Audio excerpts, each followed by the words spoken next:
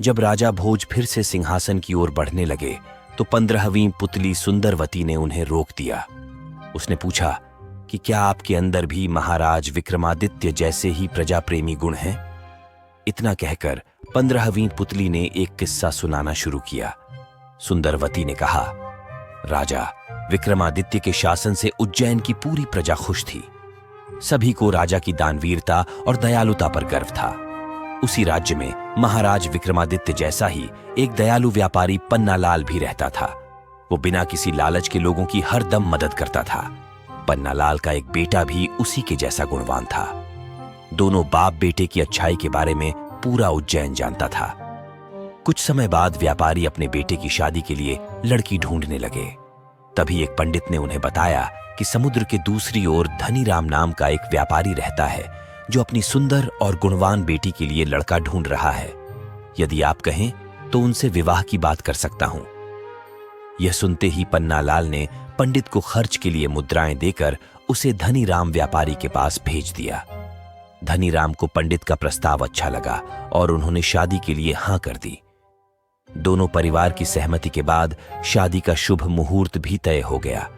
विवाह होने के कुछ दिन पहले उज्जैन में बहुत तेज बारिश होने लगी। तब पन्नालाल सेठ ने सोचा कि अगर इसी तरह बारिश होती रही तो दूसरे राज्य जाकर बेटे की शादी कैसे कराएंगे। अगर वहां नहीं पहुंच पाए तो बदनामी भी होगी। वह ऐसा सोच ही रहे थे कि पंडित ने पन्नालाल के चेहरे को देखकर उनकी चिंता समझ ली।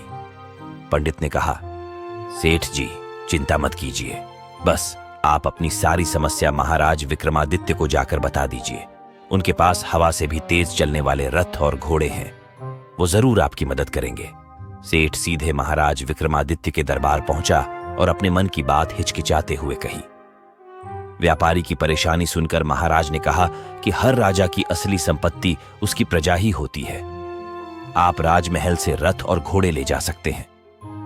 व्यापारी के जाते ही विक्रमादित्य ने बेतालों को बुलाया और कहा कि बारिश बहुत तेज है, जाओ जाकर व्यापारी और उसके परिवार की रक्षा करो।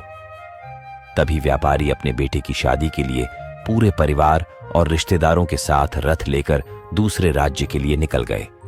चलते चलते वो समुद्र के किनारे पहुंच गए। गहरा पानी देखते ही व्यापारी के मन में हुआ कि अब रथ से समुद्र कैसे पार हो पाएगा। पन्नालाल यह सोच ही रहा था कि देखते ही देखते रथ पानी पर दौड़ने लगा। व्यापारी समय रहते ही पूरे परिवार के साथ विवाह स्थल पर पहुंच गए और धूमधाम से बेटे की शादी करके अपने नगर वापस आ गए।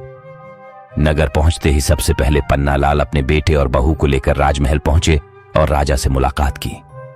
राजा ने उन दोनों को आशीर्वाद देते हुए पन्नालाल को कहा कि आप रथ और घोड़े बच्चों को दे देना, ये सब मेरी तरफ से उनके लिए शादी का तोहफा है। इतनी कहानी सुनाकर 15वीं पुतली सुंदरवती कहती है, राजा भोज क्या आप में भी दूसरों की भलाई करने का ऐसा गुण है? और उड़ जाती है और राजा भोज सिंहासन पर बैठने का विचार त्याग देते हैं। तो दोस्तों, हमें भी जरूरत पड़ने पर हमेशा दूसरों की मदद करनी चाहिए।